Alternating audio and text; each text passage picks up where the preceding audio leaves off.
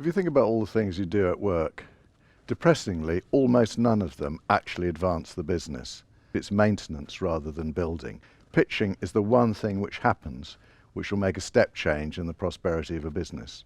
And actually a successful pitch will make a step change in your life too, because a date is a pitch if you think about it.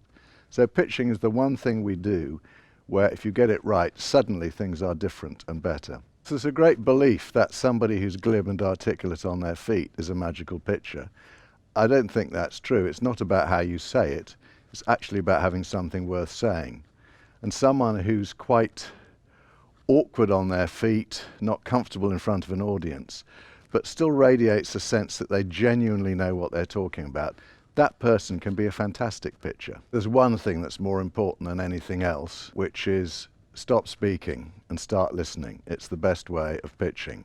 There was some research done in America a while ago, and what came out was the people who were rated as the best conversationalists were actually the people who spoken least, not spoken most. So I think it makes the point that actually the single most important thing is to be a good listener, to be aware the whole time that you are on parade whether you like it or not, and to be constantly thinking about what matters to them.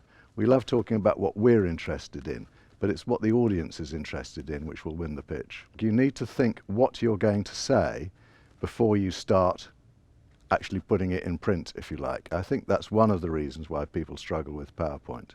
And also because PowerPoint makes it easy to get slides which look good, people confuse a kind of nice cosmetic effect with actually having a message. You've got to decide what it is that you want to say. When I do a PowerPoint presentation, I never even use my own computer.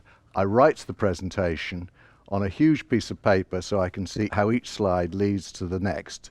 So you get the stepping stones and I build the story.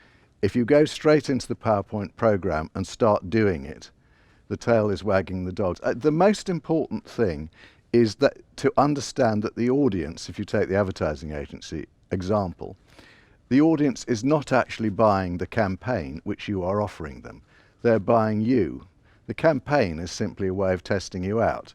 And there's a long history in advertising of the agency which wins a pitch. The first thing which happens is the client rings up to congratulate them. And the second thing is the client rings up 5 minutes later and says, can we do a new campaign? Because the campaign they showed was really test driving the personalities. What's up for grabs isn't the work, it's the people. So it's how you come across as a person which is the most important thing.